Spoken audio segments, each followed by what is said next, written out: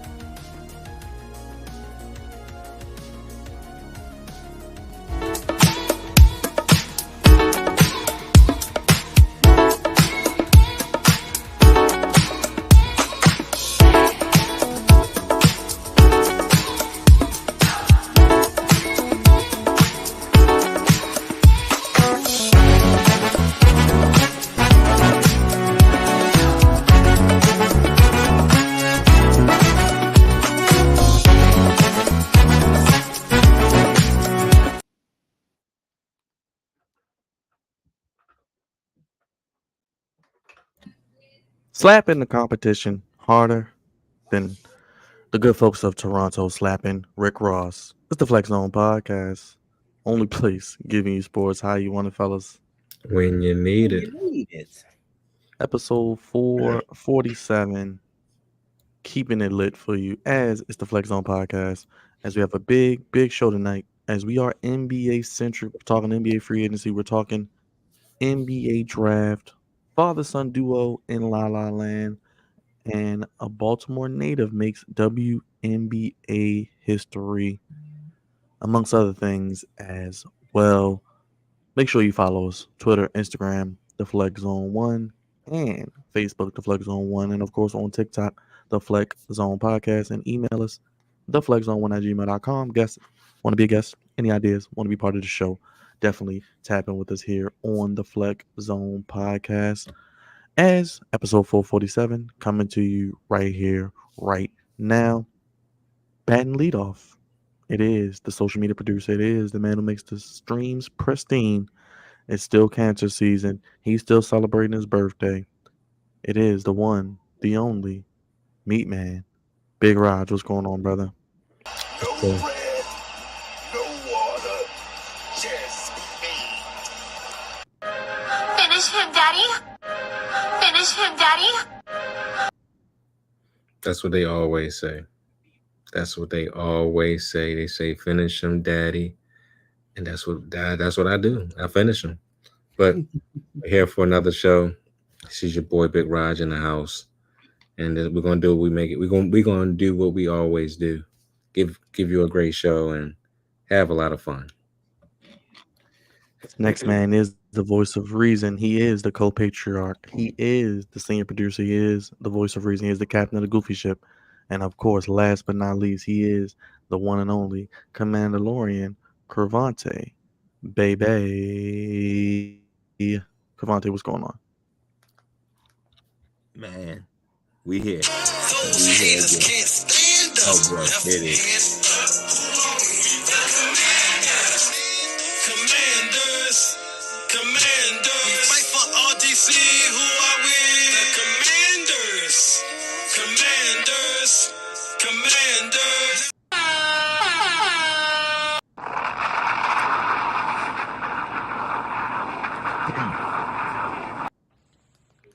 Well, now that's goofy. Mm-hmm. Jam. Oh, jam. Stupid. Just stupid. Yeah. All the above.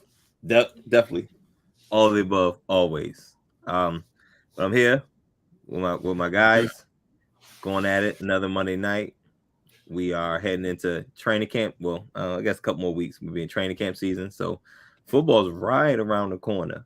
But we got some other stuff to talk about in the meantime. So let's get to it.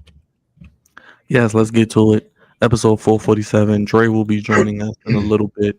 But let's get into some WNBA news. As for the ladies, Baltimore native Angel Reese makes history, records her 10th consecutive double-double. That's at least 10 points, at least 10 rebounds, and a loss yesterday to who did they play? I don't even remember who they played yesterday, but they lost yesterday. And she breaks the record set by Candace Parker, who had 9 consecutive, and Angel Reese making a strong push, possibly for Rookie of the Year between her and Caitlin Clark. It's a 2-woman race, and it looks like Caitlin Clark's team, they won yesterday. They leapfrog Angel Reese's team in the standings. Cravante, I mean, you brought up the point. Why isn't Angel Reese getting some Olympic love?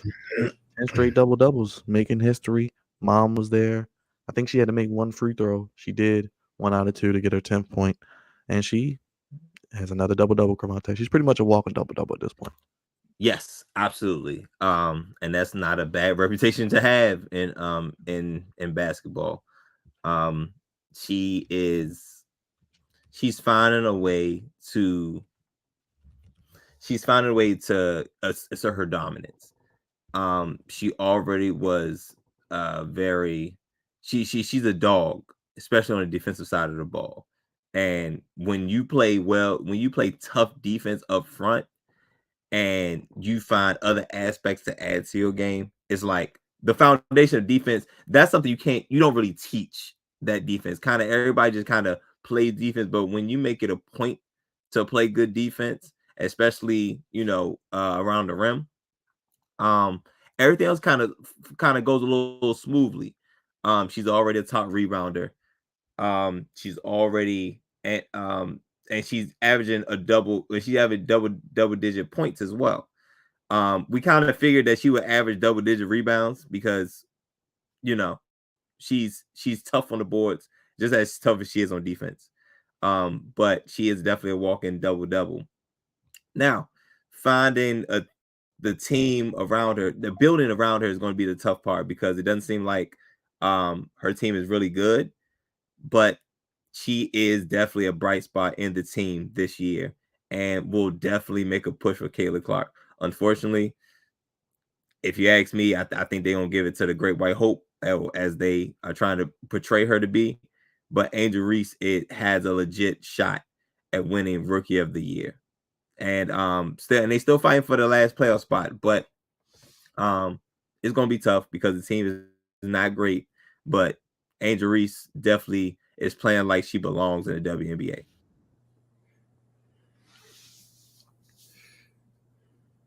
Are you frozen, Byron? Good, Raj. The Bayou Barbie. Of course I am. The Bayou Barbie from Maryland is doing her thing in the WNBA. I'm not shocked at all. I figured her game would translate when she got drafted, and right now she's doing her thing. She's broken the record for most double doubles as a rookie, which is great. She continues to get better. So I mean, I don't really have that much to add towards it. She's having a hell of a rookie season. Now, will she probably win Rookie of the Year? I don't think so because, like Cravante said, Angel Reese. I'm sorry, Caitlin Clark is and she doing a thing as well. So I'm not sure about that, but you know what? I'm gonna say this: if the Sky make the playoffs, I think Angel Reese probably will win it. But if not, then Caitlin Clark, I think, will win Rookie of the Year. But it's still kind of somewhat early, so we shall see how things play out. But so far, so good. Angel Reese is playing some great basketball. Yeah, I want to pull up the WNBA standings because, like I mentioned, the Fever it leapfrogged the Lynx the Sky, excuse me, after the win yesterday over the Mercury. So I want to go over these standings real quick because I think only the top 8 make it in. So let's look at these standings here. As we got the New York Liberty currently at number 1 at 16-3. Let me go ahead and put it up for everybody to see. To look at the good old WNBA standings. Let's see. All right, so we got the 2 conferences here. There we go. Should be able to see them now. So as you can see in the East, the Liberty kind of running away with it right now, 16-3. And as the screen loads, and we got the, let me make that bigger. Got the Liberty 16-3, the Sun at 14-4, the Dream, who are currently the 7 seed, 7-10, and the Fever, Caitlin Clark's Fever, 8-12, Sky right behind them at 6-11. There's those Mystics at 4-15, and in the West, the Vegas Aces only 10-6, Mercury 9-9, Storm 12-6, Lynx 14-4, Sparks and Wings 4-14. Cravante, when you look, You going in and out, Byron. I was about to say, I was like, shoot. Like you might right, I'll be right back. I'll be right back. If you got apps going in the background, I don't have close any. them. I don't even have no tab. I don't even have any tabs open. But I'll be right back. Oh wow. I'll be right back. Well, Rod, what do you think he's about to ask? I don't know what he's about to ask, man. All I know is this: get yourself a great computer. Okay, ladies and gentlemen out there and YouTube world, if you want to be a content creator, get yourself a great computer. Don't get nothing janky. Upgrade your Wi-Fi. Upgrade your everything, because you might have issues just like that. When you're doing the robot, you're going in and out. The signal is fading, and you're gonna end up like Rick Ross. You know. That was terrible. That was terrible. Like he's been racking up them L's lately. Yes, he has. Definitely racking up the L's, man. Racking up a lot of personal life, in his personal life and his professional life, he's racking up these L's. I tell you. But just like the all these teams, they have the opportunity around draft season to upgrade their teams, and we all need to take the opportunities to upgrade when we can in all facets of life, and not just content creating, but for damn sure content creating. But I think between the Chicago Sky and the Indiana Fever are having the most upgrade, the biggest upgrades thus far as far as player talent. And I'm gonna try to see if I can guess what Byron was going to say. What are the chances that the Fever and or, well, no, it's going to be either or, Fever or the Sky make the playoffs? Listen, this is the bad time for the Chicago Sky to be on a 2-game losing streak. This is not the time to get on a losing streak, because, and the interesting thing is that they only beat the Fever once this year. Mm-hmm. Yep. And they still somehow had the lead on them. But you dropping 2 straight, and then the Fever winning 1 game. This is how you end up in the this is how you end up in a hole.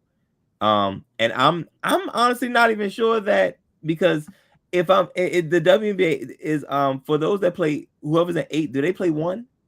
Is that how that works? I'm not sure. I'm not sure how it goes, but I'm almost certain it does. I don't want to see Chicago. I really don't want to see Chicago or Indiana play the Liberty, because the Liberty are going to do wild things to them, and I don't think that's I don't think that'll be good for them. But because the Liberty are like that. The Liberty are definitely like that. It's interesting to see the Aces where they are. Fall. I had to use this movie as a reference because I thought it was a very goofy movie. A Fall from Grace. And that's what it looks like the Aces are doing. But They had a great run, and they're still going to compete. But it's just interesting to not see them at the top of the Western Conference. But it's really, believe it or not, this is crazy because we've never talked about the bottom of the standings before. It's like nobody cares about the top of the standings. It's all about where Caitlin Clark at and where's Angel Reese at. What are the scouts going? And what So are you people? telling me the Mystics can't get in there, or the Sparks? They can't make the playoffs. Listen, man. Let me tell you something about these DC teams and these LA teams. It ain't popping, man. All right, it's just not popping. It's crazy because the Sparks were on top of the world, the WNBA world at one point, right? And the Mystics won a championship not too long before ago. the pandemic hit. Before the pandemic hit, which seems so long ago. With the pandemic, time. The concept of time has kind of been jacked up. With saying like how long ago things were, and right before the pandemic, the Mystics didn't win the championship. But my gosh, it's been a crazy drop off since then. And again, Raj, I'm not gonna let this go. They had a chance to get Angel Reese. Yes, they did. She was right there. She was there. She was right there. And I don't understand what rhyme or reason, because at the very least, she was box office. In my opinion, I thought she would at least been box office. And of course she's a great player too. But if having a great player and be box office, listen, I thought that was a no brainer. I thought it was a no brainer, but it was a no brainer. And I still don't understand why they didn't pick her. I'm like, bro, she literally could be like the pick right there, and you just pick somebody else, and now you're going to be probably picking in the first round. Well, not first round, but you can be picking like a top 3 pick next year again. So it's ridiculous. It didn't need to happen, and now they're going to feel the effects of it. But that's the NBA and WNBA. When you pick the wrong player, you see what happens to your franchise. It continues to be in, Shitsville, as they would say. But Byron, are you finally back, brother? I guess so. But yeah, looks like the Sky and Fever, Caitlin Clark and Angel Reese will be linked for the rest of the season and probably the rest of their career. So we will keep our eyes on how this plays out with the WNBA playoff situation as the season continues on.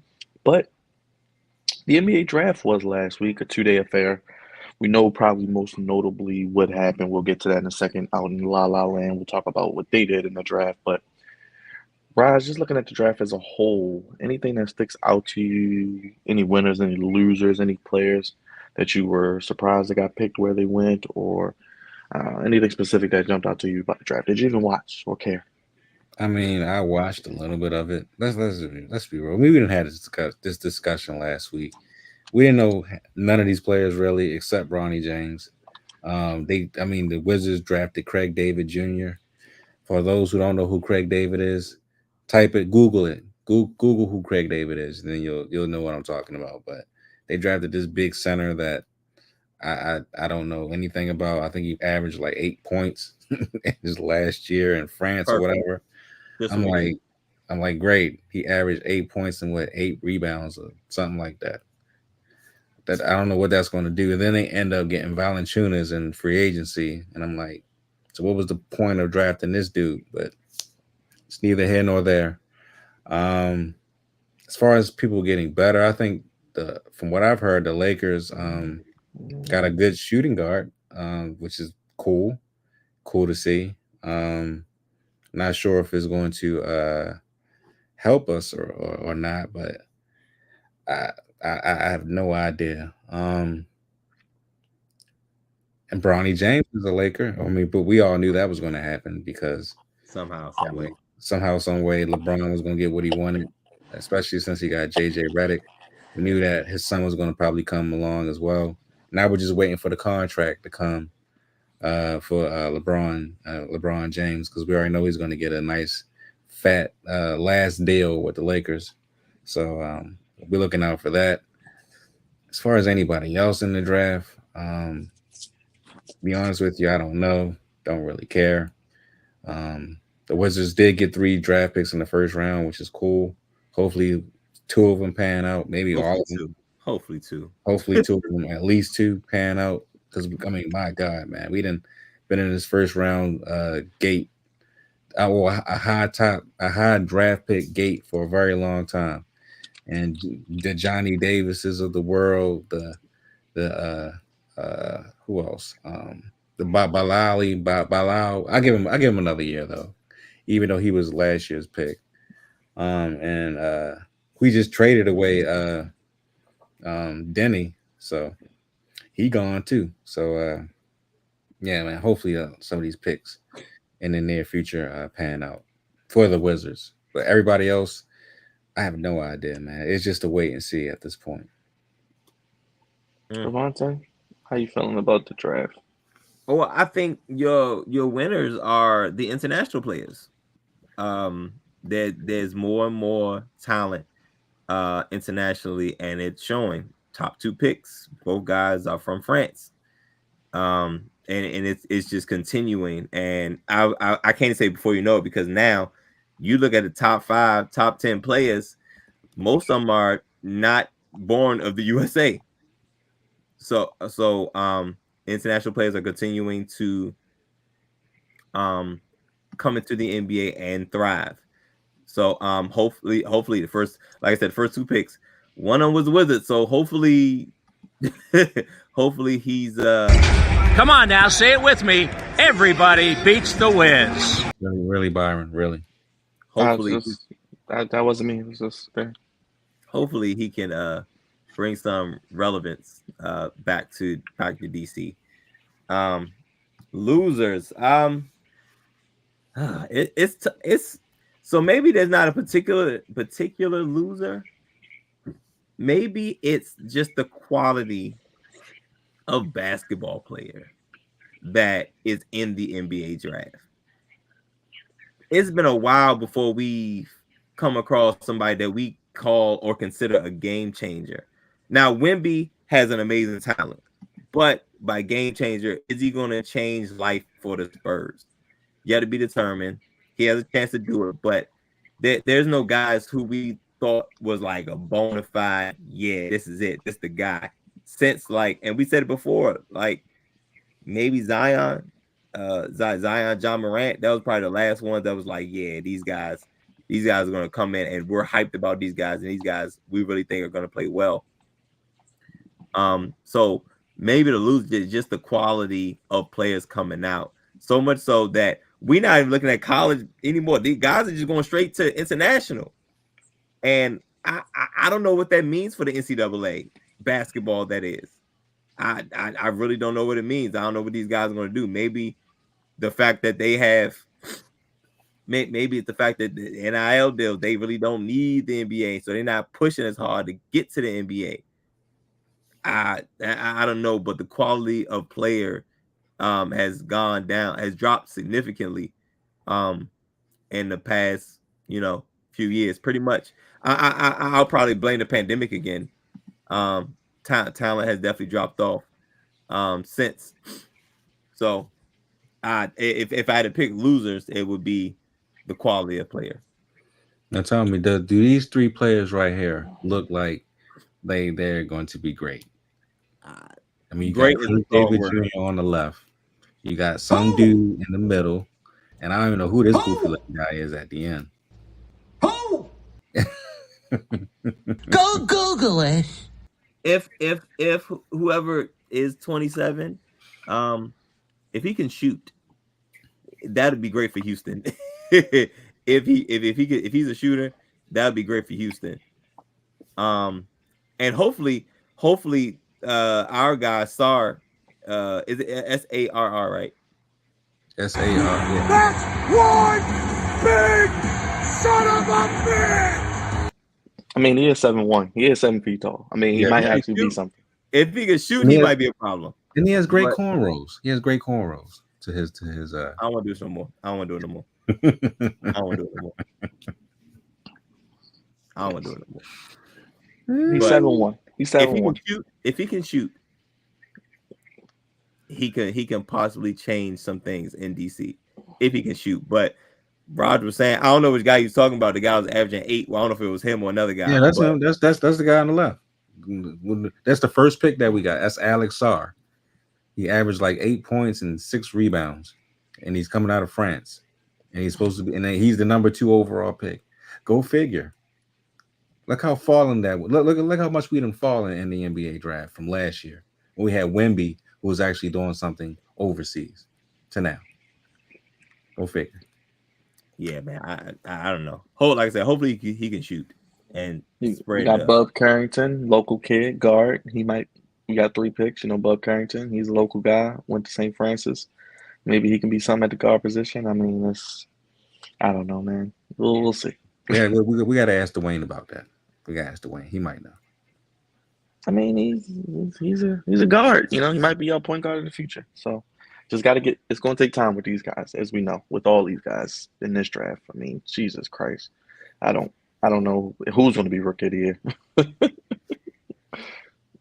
Yeah, well, I thought it was gonna be Sarr, but he ain't gonna be starting, so never mind. So who's starting? Who's starting over him? Jonas Valanciunas. Valanciunas is gonna start.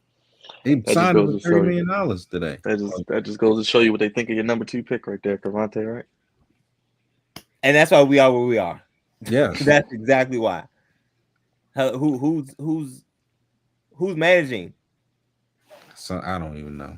They got rid of the other dude. They fired him. The new dude, I think he's from OKC. I think he's from OKC, the new GM dude. He's from like OKC system.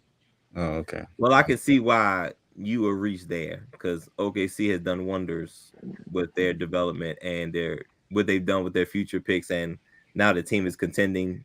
But again, you got to be willing to play a long game with that because OKC was bad for a while.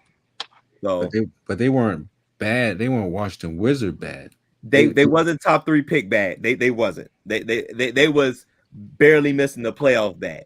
Right. Remember that one year they had Chris Paul and they made the playoffs? Yeah, I mean, they were rebuilding, but you had hope for them. Yeah. I don't know about this team. I don't think you have hope for them. Although you do have Malcolm Brogdon and you do have Valanciunas now. And you still got Jordan Poole and Kyle Kuzma. And you have Alex Sarr, and I don't know who else is on the team. Don't ask me. Don't add me. You got yeah. Who? There you go, Cavante. Yeah. But did you say Jordan Poole? My heavens. Yes, Jordan Poole still on the team. Well, and that's why I won't be supporting. Well, something that we will be supporting, or at least we'll see a lot of the headlines. No surprises mentioned. Lakers draft Bronny James, LeBron James Jr., if you don't know. LeBron James' firstborn son joins his father with the Lakers, the first father-son duo to play together in the National Basketball Association. Excuse me. LeBron, obviously, Rich Paul was calling people talking about don't draft him. He's not going to go there. He's not doing a 2-way contract. It's a lot of demands for somebody to average 4 points, Cavante. I mean, is this nepotism at its finest? Should we be supporting this nepotism because it's black nepotism and our Caucasian counterparts do it all the time through the world we live in? And LeBron is just flexing. And what was the post people were saying? You mad at your dad because he can't get your job at FedEx and all of that. So there's a lot of stuff on social media going on with this. But Bronny James, I mean, he's going to make the team. I told somebody I think he's going to play because the basketball gods are going to either create something goofy, whether that be an injury or a situation where they need to play him. He's going to play meaningful basketball at some point this year with his dad and AD. So the 3 of them will be on the court together. And they got Dalton Connect. I think people are forgetting about him. He was the SEC Player of the Year. Connect 4, he will be wearing number 4. Bronny will be wearing number 9. As an ode to Juice WRLD, I don't know what him and Juice WRLD have to do with anything, but that's neither here nor there. The young kids do what they want to do. Anyway, they will be part of the Lakers draft cast. Connect can shoot the rock. Reminded people of Wally Zerbiak, 6'10", versatile big man that you need in today's NBA.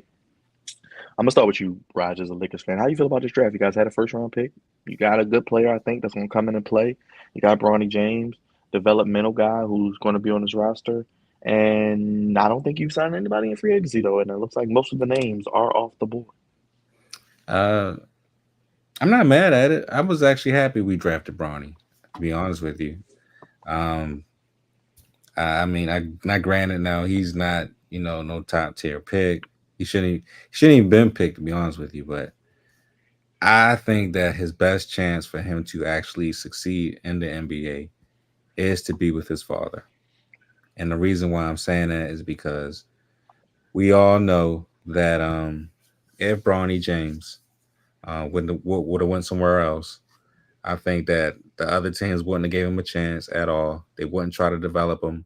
They would try to spite him because he's LeBron James' son, and the fact that he only averaged like 4 points in college and didn't really get to showcase what he could actually do. I think that would probably really would have hurt him if he would have got drafted by somebody else. But with the Lakers and LeBron James, who's going to probably be there for the next 2 to 3 years, he will not only be able to develop, but he'll have time to develop.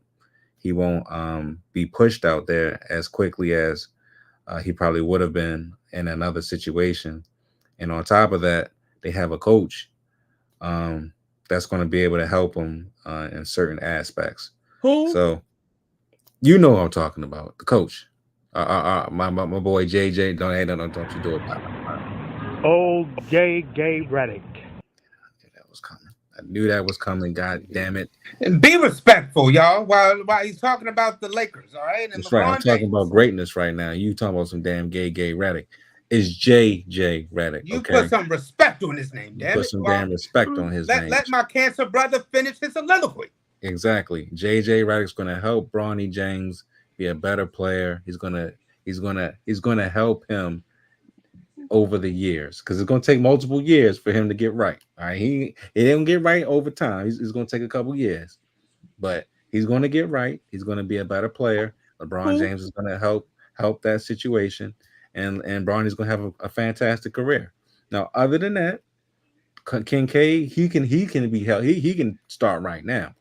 That brother can shoot. He was at how many 30-point games he had for college? What, like 10 of them? Yeah, 10. Yeah, he What, was 10 the 30-point SEC games? Player of the Year. 10 at Yes, Tennessee. yes. He is going to help the Lakers right now because they need shooting. All right, so he's going to be put in the rotation along with Austin Reeves and Max Christie. Because we got Max Christie back for a nice little price, so he'll be put in that situation. D'Angelo Russell, Max Christie, Austin Reeves, and he'll definitely help the Lakers squad. So I'm happy with the picks that we got. They can do without D'Lo. D'Lo's coming back, so it don't even matter. But like I said before, I'm happy for what we got. Hopefully we can get, fingers crossed, we can get DeRozan or somebody else in free agency. Is to add- DeRozan a free agent or are they trying to trade him? Because I hear there's no trade market for Levine. Well, either DeRozan or Miles Bridges. Give me one of those two. I'll take either one. There's a rumor about Trey Young too. I don't care about Trey Young. Give me DeRozan or Miles Bridges. Cool with that. But like I said before, I'm cool with the draft. Cool with the draft picks for the Lakers, and we'll see what happens from here. Go ahead, Dre. I want to get your Lakers perspective for Cavante just crushes all your dreams. But go ahead, Dre. Ain't no crushing the dream. First of all, my Instagram name is the Black American Dream, but old Goat James does it again. That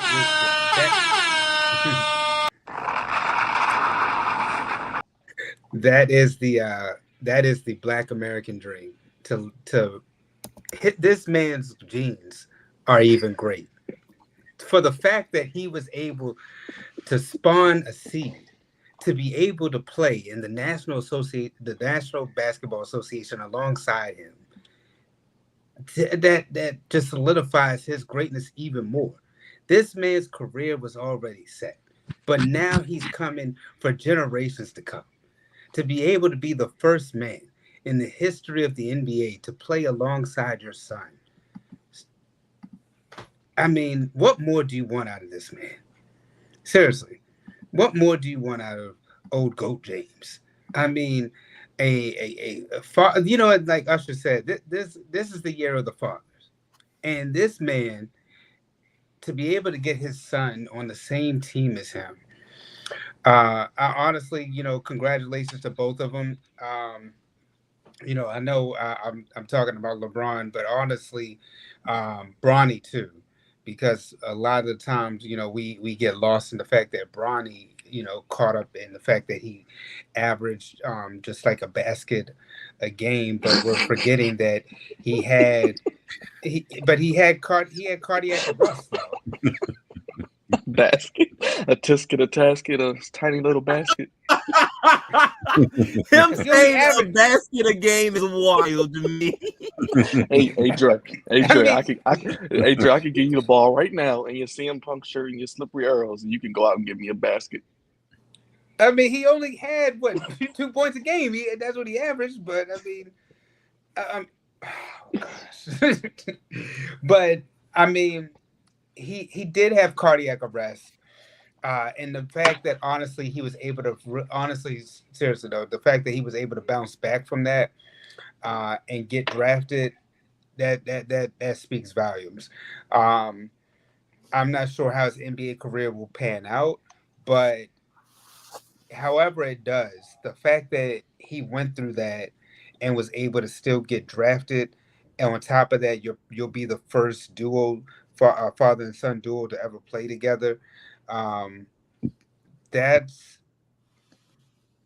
that's a story in of itself that we're forgetting in all this. Um, it's a great story. The fact that this is even happening, the fact of everything LeBron's gone through, everything that Bronny's gone through, and to be able to get to this moment is magical, and I just can't wait for it to pan out next year. Whenever it does happen, it's going to be a very special moment. Um, at crypto.com arena, even though I really still want to call it Staples. But and I think the Lakers had pretty good, drafting, but uh, they still, even with this, they're still not there quite yet. You see the Mavericks and what they were able to do, picking up Klay Thompson. You see that the Timberwolves, they're not going anywhere. The Denver Nuggets, they're not going anywhere. OKC is only going to get better, be having another year of experience. So Memphis will be the back, Dre. yeah, you still got Memphis. The Clippers, even though they don't have PG-13, they'll still be in contention. So there are teams out there in the West.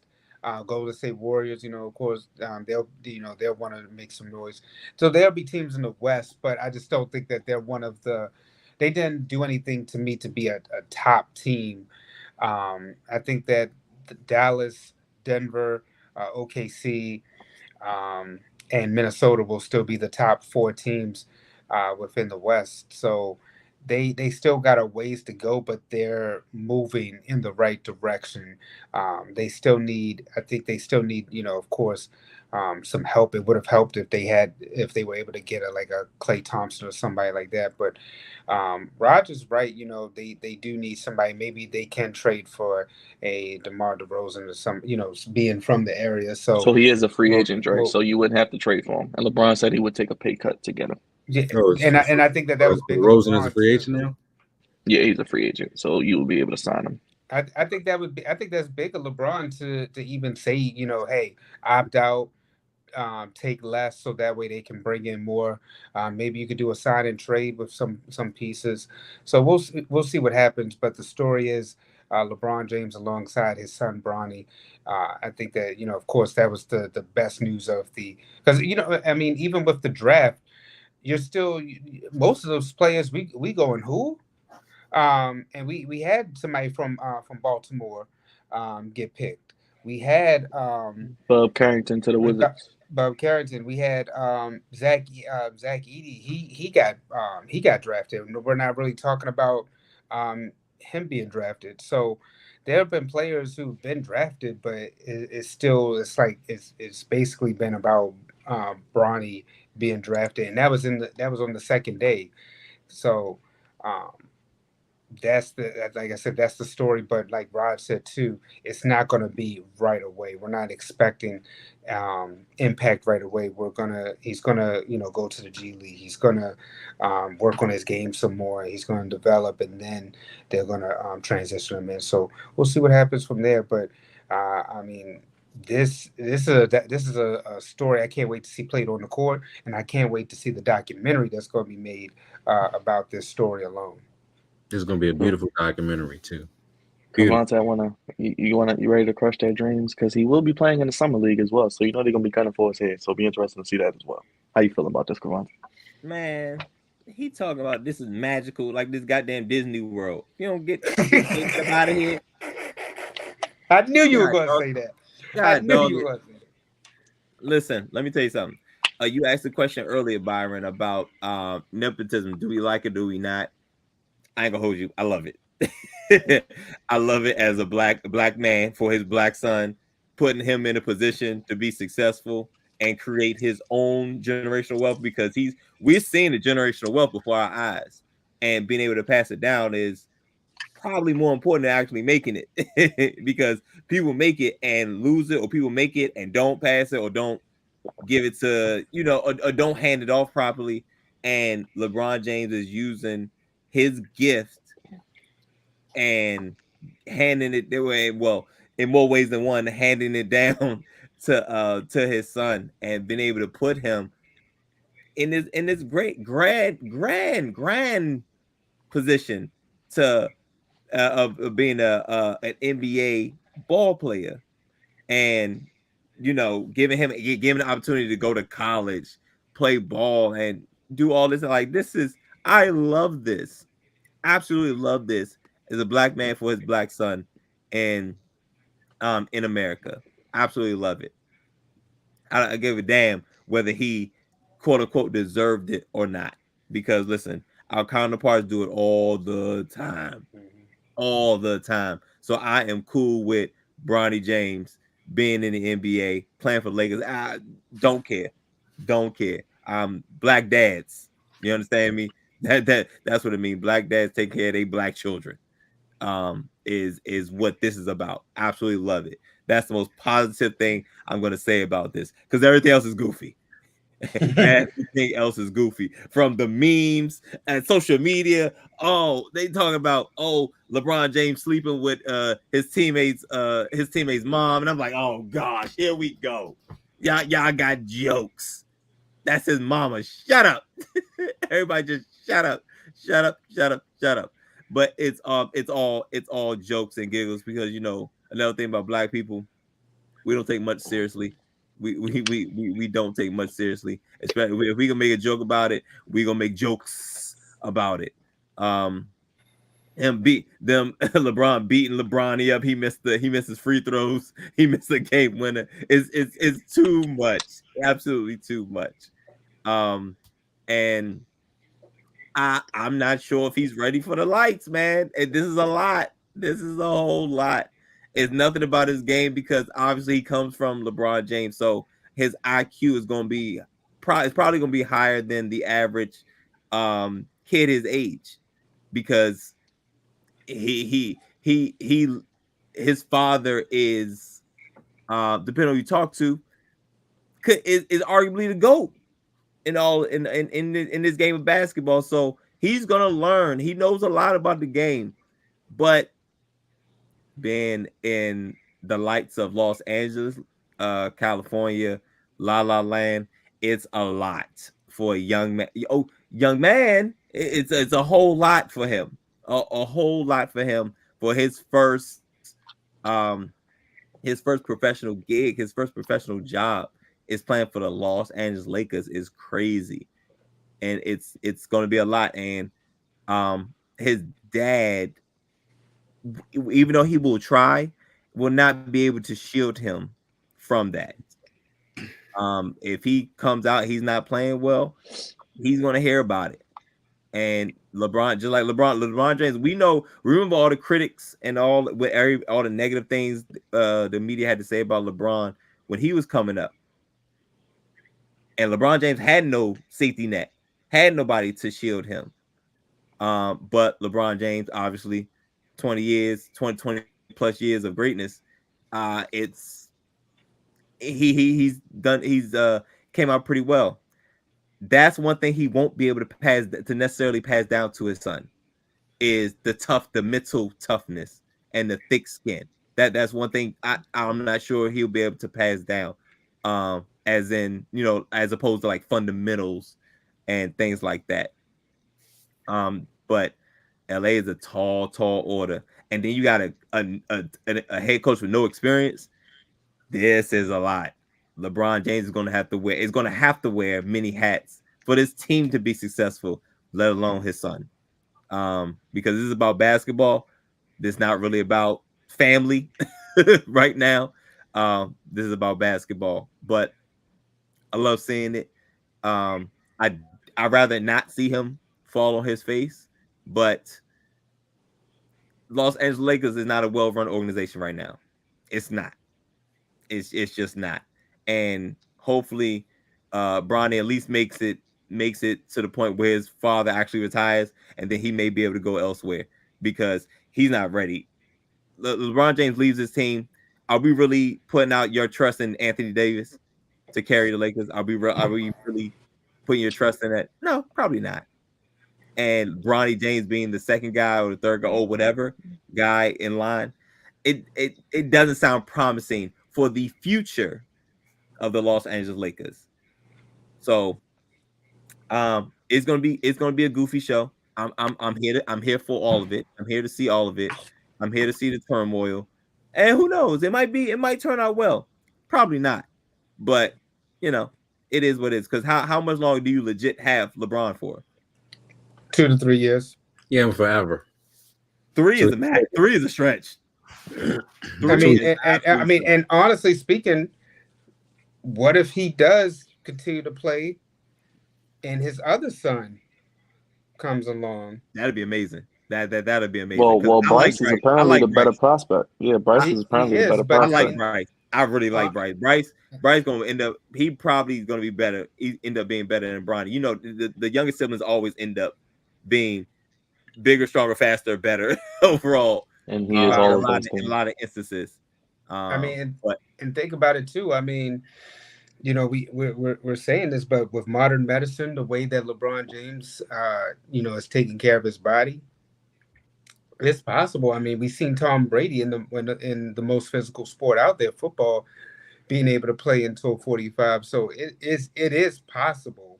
That remains to be seen about that.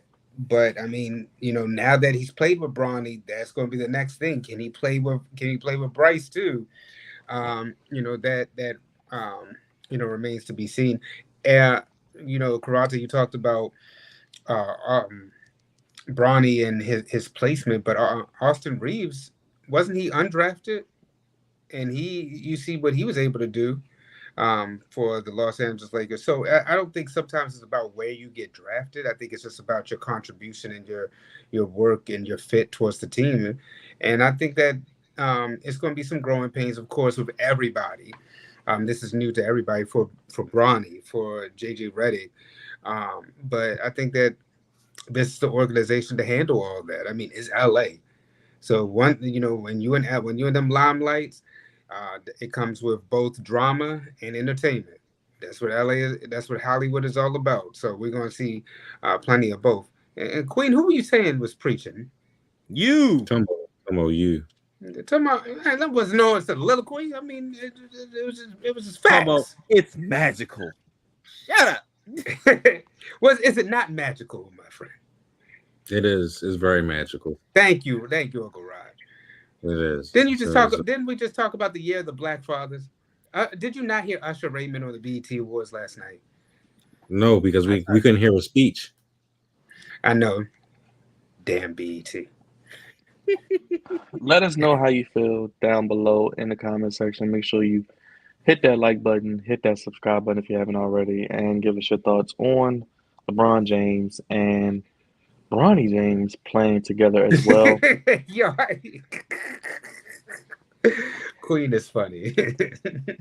Well, NBA free agency, they are handing out more money than they hand out government cheese on the first of the month because it was fast and furious. I'm going to run down some of these moves and we're going to talk about it, break it all down, good, bad, will it work, will it not work? Today, big news of today is a sign and trade, looks like, for Klay Thompson as he will be leaving the Golden State Warriors and joining the Magic. I actually had a stat on the Splash Brothers. I don't know if I can read it. I'll pull that up. Actually, I'll get that up in a second because I had all the accolades. I'll get that. But speaking of which, also today we had Tyrese Maxey getting a $204 million 5-year max deal from the Philadelphia 76ers. Paul George in the witching hour at 3 a.m. He gets what did he get? A $200 million contract as well Stealing from the money. 76ers. So Stealing he's money. getting paid. What do you have to do for that? Stealing money. Well, look what time it is. Isaiah Hartenstein goes to the OKC Thunder. Let's see. I'm just thinking of some big ones. Chris Paul is going to the Spurs, if you haven't heard, on a 1-year deal. Aaron Wiggins, Maryland basketball, gets a 5-year, $47 million deal. James Harden gets 2 years, $70 million. Now that's God. wait. Put that camera on. Put that camera. This is absolutely a. Dre said, "Bring my single." Because y'all talk about stealing money. Paul George, that's not stealing money because Paul George has at least earned that portion, carrying his team. What the hell has James Harden done since the Houston Rockets? Not a damn thing. He got one MVP, which was deserved. He did deserve to get an MVP. But Byron always talks about, what have you done for us in the playoffs? What the hell have you done at all to deserve $35 million a year?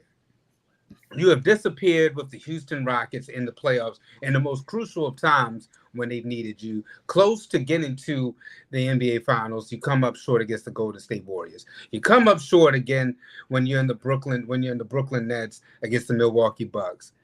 Yes, you showed up when last year as the Clippers when they took on the Mavericks, but that still didn't help you when they needed you most. So I don't understand, why is it that he continues to get this type of money when he hasn't done a damn thing to deserve it? Can anybody answer this question for me? Because I don't understand. Exactly. Crickets. No, please go ahead. Continue. I just don't understand. I just will never understand that. Why do we continue to pay this man the money that we're paying him? Because, for one, he can shoot, and two, I guess it's the beard. Can you guys hear me? I got the numbers on the Splash Brothers. I wanted to read those. So they have 4 rings, 15 All-Star selections, 12 All-NBA selections, first and second in playoff made 3-pointers, first and second in finals made 3-pointers, 572 and 240 as a duo record-wise.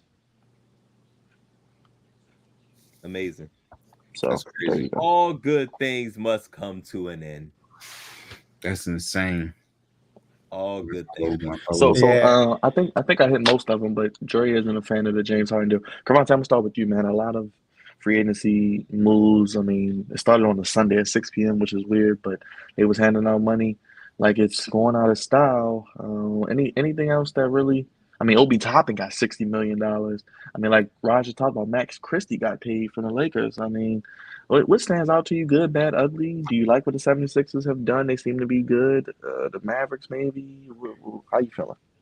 I think the Sixers are reaching like they always do. And they've shown that their management team, that there you go. Yep, Raj. Their management is off too, and it's been off for a while. The real process was in OKC. Trust the process was really OKC, not the Philadelphia 76ers. You bring in another injury-prone non-figures, not non-figure guy. I'm not sure. I don't know. I think Paul George is stealing money too. I think Paul George is another guy that's stealing money. Tyrese Maxey. I feel like out of everybody up on here, that's one that's well deserved. That's one that's well deserved. He's been putting in the work and progressing, which is important. Catching these guys when they're progressing, that's when you pay them. Not on a decline. Well, at least in my mind, financially, I don't think you should pay somebody when they've shown you they're regressing or on the decline, which is Dre was talking about James Harden. He not getting him a big contract out of me. You know what I'm saying? But it is what it is. You could live even on a decline. I guess you could live off your name for a little bit. Klay Thompson is the probably one of the bigger dominoes to fall. Him being outside of a Warriors uniform is going to be different. But we saw what Dallas was lacking in the even though they made it, they made it to the finals, but they were severely lacking on the really on the perimeter as well. So Klay Thompson can help, but also Klay Thompson's we started to see decline a little bit. James Harden, James Harden, Dre, you got that one. Paul George stealing money. Stealing money. Because I feel like he's been on a decline since the Pacers. I feel like he's been on a decline, and everywhere he's gone, folks have completely thrown the bag at him, and he does not move the needle. He just doesn't. He's a ball player. He's an all-star. He does not move the needle though, and unfortunately, he's going to the Philadelphia 76ers, who don't move the needle as a team. So I tell you right now, I feel like me and the rest of you guys could predict where the 76ers are going to be. They're going to be somewhere between 3 and 4, in the three or 4 seed, and they are going to be competitive in the first round. Might win a first round playoff game, and that's it. That's typically as far as it goes. Depending on the next matchup, they may have a better shot, but typically they'll be somewhere in that 3 to 4, maybe 5 seed. But I like 3 to 4 seed, and that's it. That's as far as it goes. Depending on the health of Embiid and now Paul George, they probably are still going to be all-stars, and Embiid is still going to push for MVP. But that's it. That is it. You just shipped out more money to bring Paul George clear across the country to do the same thing he's been doing all over the country. Nothing. Well, at least since leaving the Midwest, nothing. Done. Respect. Also, another note: Jason Tatum signs the largest contract in NBA history, a 5-year, $314 million deal. We all saw this coming last year when Brown got paid. Yeah. Even if they didn't win the championship, he still would have got that contract. So both of their contracts are over $650 million combined. Raj, any thoughts on free agency? The Jason Tatum. I mean, none of these moves, I said it, put anybody over Boston in my opinion. But how you feel about it? This is how I feel about it.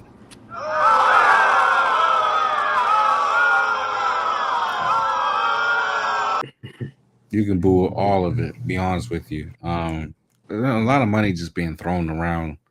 And today, man, $300 million today, $200 million. I mean, my goodness, $1 billion has been thrown around in day one of free agency. It feels like, and it's like a lot of these players are not worth the money. Now, granted, Jason Tatum, he's a champion. He's been playing really well, and he was of course a factor for the championship team. So of course he's going to deserve to get his bread. But guys like Paul George, guys like James Harden, don't deserve $200 million or $70 million contracts. I just don't think James Harden is even worth it at this point. He doesn't play defense. He doesn't show up in big moments.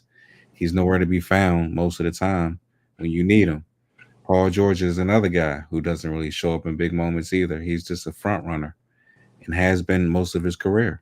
Now, granted, he's an all-star. Both of those guys are all-stars, but I wouldn't pay them big money. I think, to be honest with you, I think Klay Thompson got shortchanged. We only got $50 million. Now they're saying that he's on a decline, but last time I checked, he averaged 18 points and shot 39% from range. and what he's a 4-time NBA champion. I would have paid him more than $50 million. I mean, come on now. It's still Clay Thompson at the end of the day.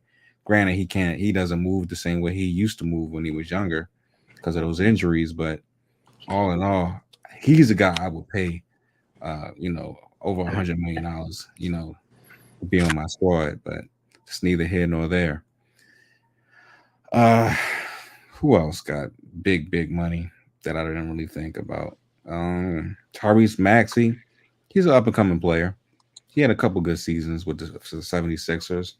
I get what they're trying to do. They're looking at the upside, and I think that is a good deal for him. Granted that he's going to be there for the next 5 years, so I think he'll get better and better. So I think that was a great deal for the Sixers. Max Tobias Harris Christie, got 52 million It's from the Pistons. stealing yeah, money. yeah, Stealing money. stealing big money. Oh, Stealing KCP money. got 66 million. Well, KCP is a 2-time champion as Go well. back to Tobias Harris. Stealing money. Yeah. I was waiting till Raj finished his soliloquy, but Yeah, I'm almost done. Let's got one more. because Tobias Harris, we gotta touch that one. But Stealing money. like I was saying though, most of these moves don't really mean anything. Chris Paul going to the Spurs is crazy to me. I mean, bro, you're almost 40 years old. I mean, you should be ring chasing like a mug right now. You want to go to the youngest team in the West? He should be Really? going to the Lakers. Exactly. Exactly. What are you doing with your life besides using that same sheen that Doc Rivers is using? Come on, bro. Well, he probably was going to yell at Bronny, so they probably just avoided it. The minute Bronny mess up, CP3 going to be on him. Nephew. And it's crazy because that's his godfather. So Nephew. What you doing, nephew? He going while the game going on. Hey. Either way, I'm not impressed with none of these people moving anywhere. So it is what it is. Hopefully, like I said, the Lakers Don't get the belt. they get the belt, and hopefully they get DeMar DeRozan some type of way. Go ahead, Dre. I'm done. I mean, we can all chime in about Tobias Harris. Why? I legit want to know why, because people, we've talked about, out there and talking about the Kwame Brown trade. No, you have to really understand the goofiness of the Philadelphia 76ers to choose Tobias Harris over Jimmy Butler. Who's running your organization to make that call? Because I really want to know, why would you even fathom that was going to happen? Like, you were literally a basket away, a defensive stop away from a Eastern Conference Finals, and you choose to keep Tobias Harris over Jimmy Butler. They've got to be kicking themselves over that one. Because I know the Sixers would have definitely got back had playoff Jimmy been there. Would have definitely been a wrap. So Tobias Harris, yeah, you had to go, but stealing money for years. But PG-13, I think that he will be a great contribution to the 76ers. I think he's a good fit, and I say that because of his game. They're saying that he doesn't necessarily have to be a catch and shoot player. He's kind of adaptable, and that can help with a young player like Maxey.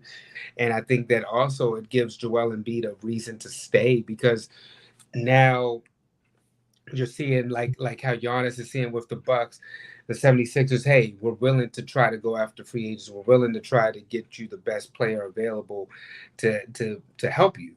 So I think that this is great, but it doesn't propel the 76ers to make them a top team. It makes them one of the top 3 teams. They're still behind Boston and the Knicks. And I think that they're right there, that 3, like you were saying, Cavante, maybe 4-ish, but I'm going to put them at 3, slightly above the Pacers. But I think that those are the top 4 teams in the East. But is there a chance the 76ers could make it to the conference finals? Yes, injury, bar none. But there's still a chance. But even last year, we felt like the 76ers should have gone farther than what they did. So we'll see what happens. But I think that PG-13 move to that move over to the 76ers, I think that is definitely good for at least that team and that organization because they needed that jolt. Um, he may not be the same PG-13 that he was with the Pacers. We didn't really see much of that person in OKC, but we did see that person with the Clippers. I think it's just that he just didn't have a good running mate because you talk about Paul George being hurt all the time, but my gosh, when has Kawhi Leonard seen a basketball court since his championship run with the Toronto Raptors? Because I think I think y'all have played more video games on 2K than he's probably played in his tenure with the 76ers. I mean, I'm with the Clippers because he's only it seems like a handful of games. When he's on, but it's frustrating because and then probably why Paul George opted to leave out because if he's on, they can go so far.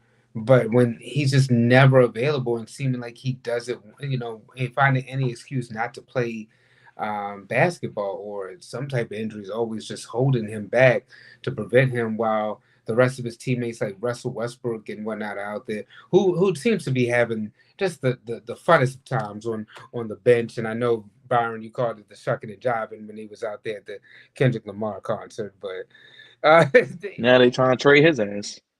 can you blame him? But it just the only reason I could even see James Harden being paid is because PG-13 left and because you need to fill that arena. But other than that, what do you They play? did also sign Eric Gordon and Andre Drummond as well. I got something special for y'all real quick. Go. Get out or get carried out. I ain't going nowhere. You said I was a temp for life. How about that promise, huh? You ain't no temptation no more. You ain't the same without me. Should I tell him? Tell him you ain't the same without me. Please show Mr. Ruffin the way out. I'm sorry, but you. Wow. Social media, man. Like we always say, the internet is undefeated, and it truly is. You're not But a they did warrior. also sign Eric Gordon, and Andre Drummond. And friend of the program, the Anthony Melton signs a 1-year, $12.8 million deal with the Golden State Warriors. Big shout out to the Anthony. Big shout out to him. Good NBA job. That's what I'm talking. That means he's close back to home. I like that move for him. I like the contribution that he can give. I think to the 76. Keep saying the 76ers to the Golden State Warriors. It's a shame that they don't have Klay Thompson there no more. But you figured the big three was eventually about to break up. We just didn't know if it was going to be Draymond or Klay Thompson to be the first one out. But yeah, at this point, it just kind of is what it is. The end of a dynasty. But hey, I mean, what a hell of a run with those three. What a hell of a run it's been for those guys. Real quick, I want to get to this trade that happened before the draft. We had Mikal Bridges traded to the Knicks for 25 picks. I mean, there was a lot of draft picks. It's just too many. Yeah, Mikal Bridges was traded to the Knicks for like 5 first-round picks, and they also re-signed OG Anunoby. They gave him a max deal as well. He got $200 million. So they got Bridges. They got the Villanova boys. They got Bridges, DiVincenzo, Brunson, Hart. They lost Hartenstein to OKC, but they got Julius Randle coming back.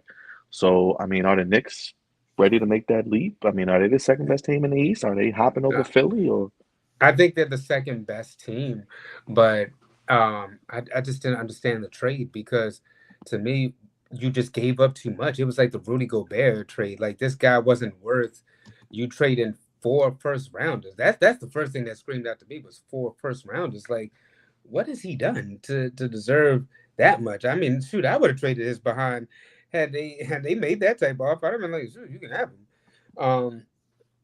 Is he's going to contribute, but not contributed to 4 first round picks. That's just absurd to me. But will he contribute enough to make them in contention against Boston? Yes.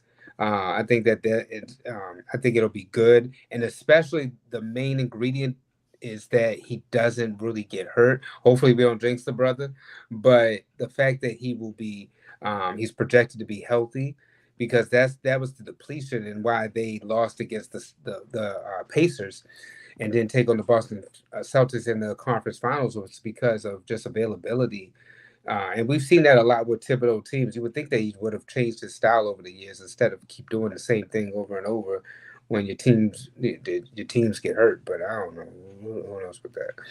But I think it is a good move. Like I said, my issue is just the 4 first-round picks. That's just, to me, that's just craziness. But then again, I mean, our first-round picks really that valuable as much as they used to be in the NBA. I was just about to say. Brother. I was just about to say. I don't think I like I said, first round picks ain't first rounded no more, bro. and like I was saying, I mean, I'm gonna let you go, but I just want to say this. It's something I said earlier. When we talk about this draft, who really, once you say, if you had Bronny James taken out of this draft, who do you really know in this draft? Like, what name stood out there? Exactly. You can't. It's hard to really name a cat from this because the game has just been head scratching. It's a shame. We knew more for who got drafted in the WNBA than we do in the NBA. Sure did. And we never thought we would see that day. Go ahead, Grandmother. Drake, my gosh, while you saying that, I was like, gosh, them first round picks, and that's why as of now, there are more first round picks happening in trades to get a player or two, because I don't think people value them. Your first round picks, they might be developmental players. It takes a lot of time for them to get up to speed, to NBA speed. By that time, it'd be 3 years in the league, and you still trying to figure out, like, was this a good investment or not? Instead, damn the first round picks. Give us somebody that could hoop right now, and we'll deal with whatever the ramifications. We won't have a pick for the next 2-3 years. F it. You know what I'm saying? Taking the old Rams, the LA Rams approach. F them picks. But I feel like you could do that in basketball a little bit easier, especially now, because the talent just isn't there. In football, you need so many. You need a few different people from a few different positions to be like legit for you to, like, go to the next level and be able to go far. Like cornerback, left tackle, cornerback, quarterback, left tackle, pass rusher. You need some guys. You need some guys at least those premium positions to be able to make it far and be successful in that league. So you need a bunch of different people, a bunch of different places. So those first round picks in the NFL are way more valuable than the NBA, and it shows because between Gobert and Bridges, how many players did they give up? And I think Bridges will work way better than Gobert, because Gobert is the biggest liability there is in the NBA. So I think Mikal Bridges, I think he can play, and I think he can contribute to what the Knicks are trying to build over there. And crazy to say it, I agree with you. I think the Knicks are the second best team in the East right now. Go ahead, Roger. Give you the last word. I don't know if they're the second best team, because you still got Milwaukee, Indiana. Jacked themselves up. I think Milwaukee jacked themselves up with the Lillard trade. I think they did too, but I think it honestly was the Drew Holiday trade. I'm sorry, Drew Holiday wasn't. He was included with the with that. Once they did the Dame for Drew, I was like, this is over. Yeah. And then not only that, you then jacked yourself up even more with the coach. True. So I can't. I understand what you're saying about Milwaukee because of Giannis, but I just don't feel like they even seem to be nowhere near contention how they think they should be. Well, I'm just saying this. You still have Milwaukee. even though, like you said, you got Bob Rivers as the coach, and you got Damian Lillard, who doesn't play any type of defense, can score the basketball very well, but doesn't play not one lick of defense. You still have Indiana, although they got lucky because New York got hurt. But see, that's the problem. Even though New York on paper might be the second best team, the question is, can they stay healthy when they need to be staying healthy? Yeah. We don't know the answer to that question just yet because Thibodeau is still the coach, and Thibodeau still hasn't gotten an assistant head coach to help him ease off of some of that hard practicing that they be doing probably during the season. So until they can actually figure out that mess to the point where a lot of the players are not getting hurt, I can't efficiently say that they're the second best team in basketball. So I think it's up in the air, to be honest with you. It's whoever is healthiest to be playing Boston at the end.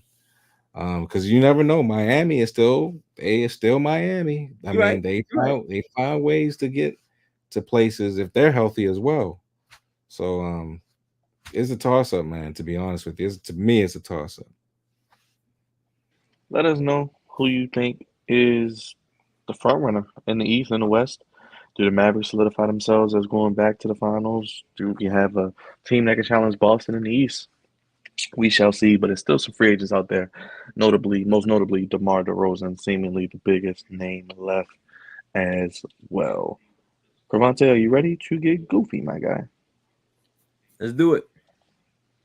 It's time for Cravante's Goofies of the Week. Of course. Something wrong here.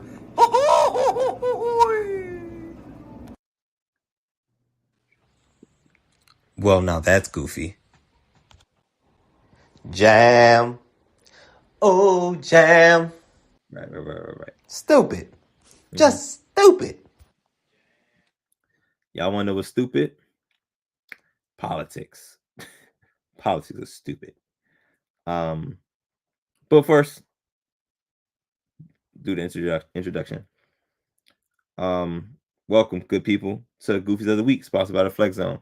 Appreciate you guys for giving me a little bit of time to let me tell the good people what I thought was goofy this week. Politics, man. Politics are very, very, very interesting. Especially in this here United States.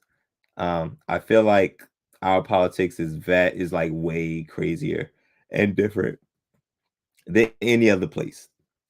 And by crazy I mean entertaining. Politics could be turned into a reality show, and it would probably make a lot of money and get a lot of viewership.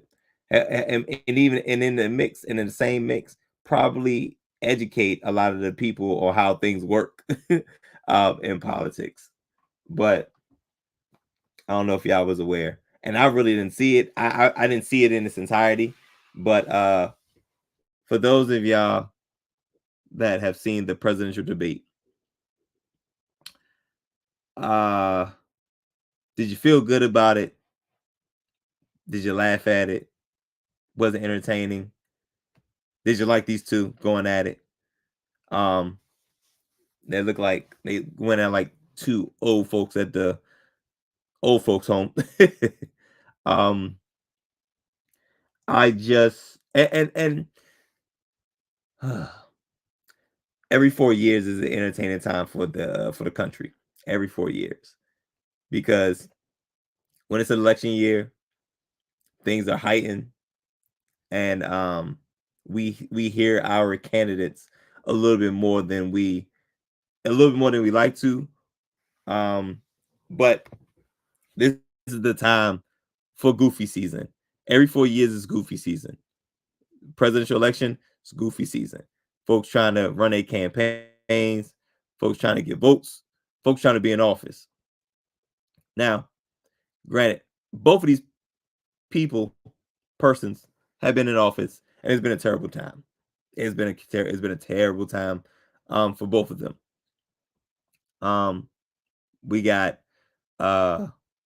old 45, Colt 45 in Trump, and we got our current president and Biden. And I don't know, man. It looks real gloomy and it looks real glim.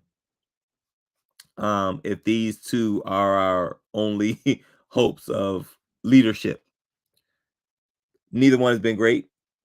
I hate that for the second time in a row. Well, I guess this would be going on our third time. We have to pick the lesser of two evils, which is pretty much what we've been doing since Obama's been in office. But God damn it. What's interesting is Biden is people were concerned about Biden after the debate. Basically, he didn't do well. His popularity is going down. And people are concerned. Let me tell you something right now.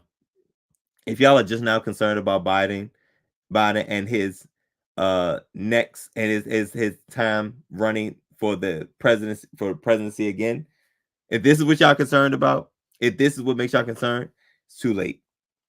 It's entirely too late. Biden out here just look old. He looks old. Even if he wins the presidency, I'm not sure he'll make it through, which is concerning because who's our vice president? Hey, Byron, hit the who? Who's out? Who's out? Who? Who? Yeah. Exactly. Who? Yeah. Yeah. So Who? Go Google it. Yeah, please. Go Google it. See if y'all can find her. Cause I haven't seen her since they got the presidency. We did it, Joe. Ain't seen her since. Ain't seen her since. And when we have a president that's in this state, we gotta have a strong backup. And I'm not sure we have it. But Biden. Where's she at though? Where's she at though? We send the APB out for her. Because Biden, he looks ill-equipped to run the country. And it's been jokes for the most part for these last 4 years.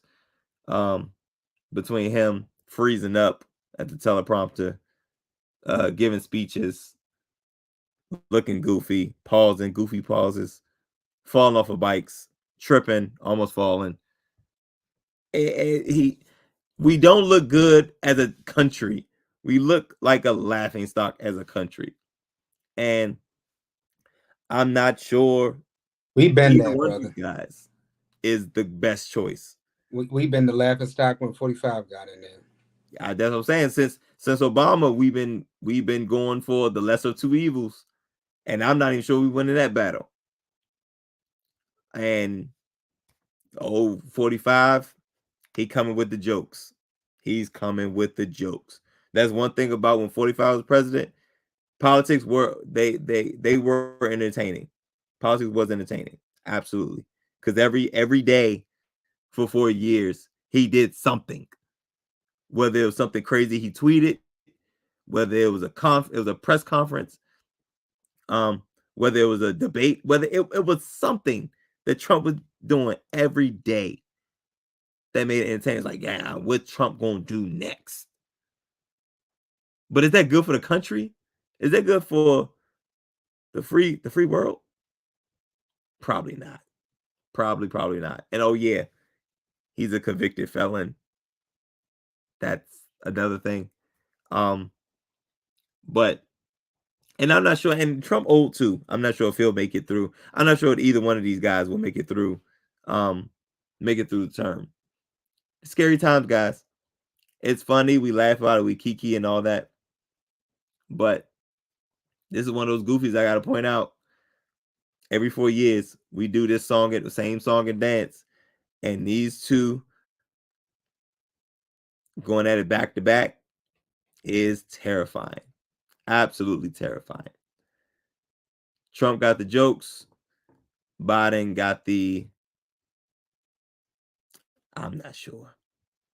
He looks like he looks like his grandkids walk up to him and be like, they're their grandpa. Eat your pudding, Grandpa.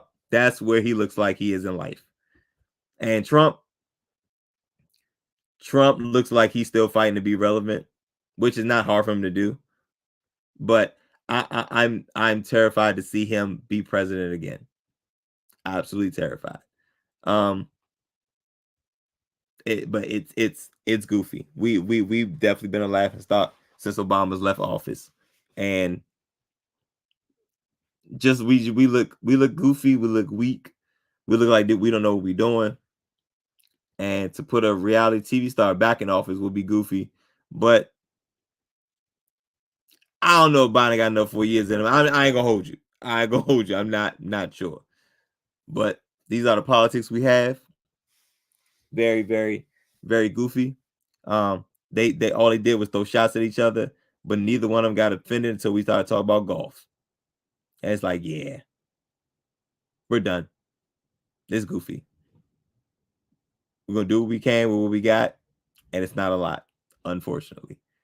But y'all know my line. There's a thin line between goofy and great, and this is the Democrats and the Republicans being goofy all together and on the wrong side. Gotta do better. Oh, gosh, something wrong here.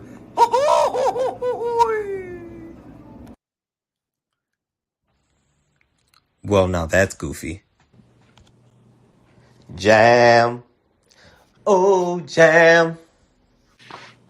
Stupid. Just stupid. Drizzy Dre.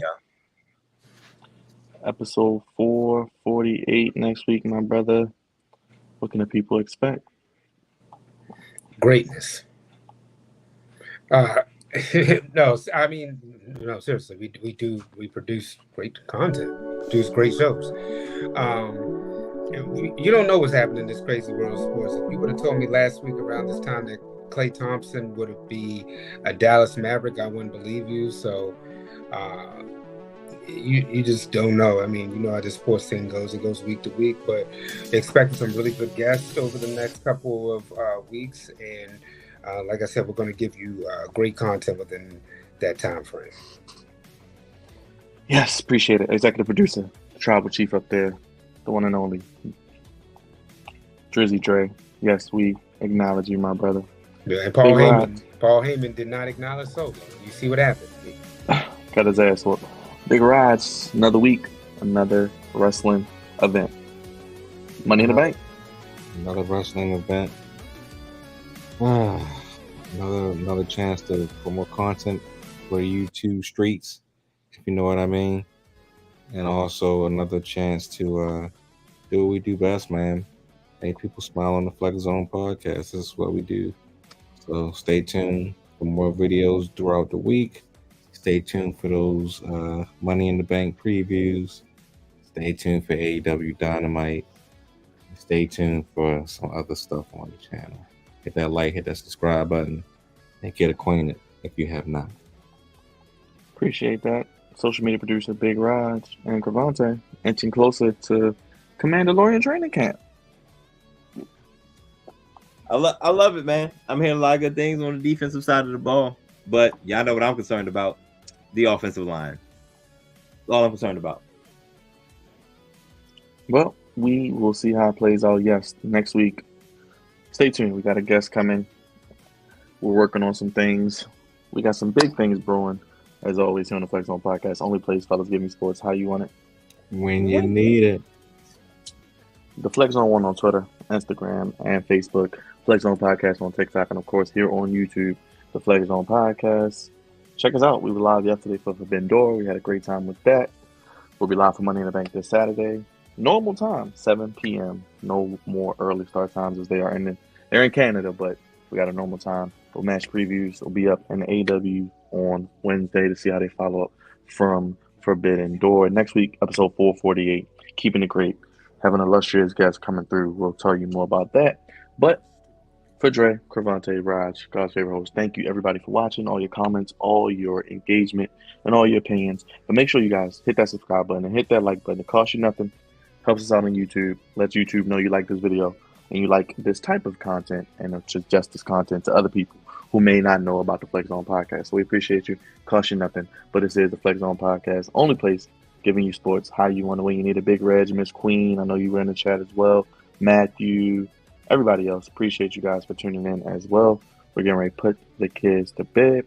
Put Drake, Cavante, and Roger, God's favorite host, signing off. Flex Zone podcast. Only place fellas give me sports how you want it. When you need it. Until next week, and until Money in the Bank this week, and for all our previews, we'll see you on the next one right here on the Flex Zone podcast. Have a good night, everybody.